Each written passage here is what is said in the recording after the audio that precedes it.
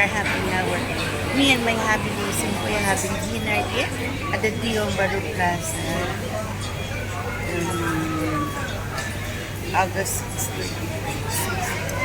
This is simple.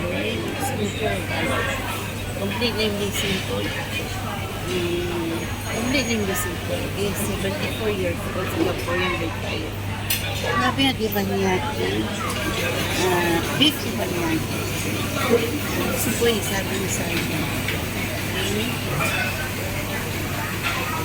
Enjoy po. Still Bahru Plaza, Singapore. Yan na natin. Enjoy. It's really nice food. He is giving his stimulus, government help. So we are here today. Government help. Yes, giving government help. Ising ko yan, Singaporean. Enjoy. Now we're having a little better dinner. Enjoy po. August 6, 2026.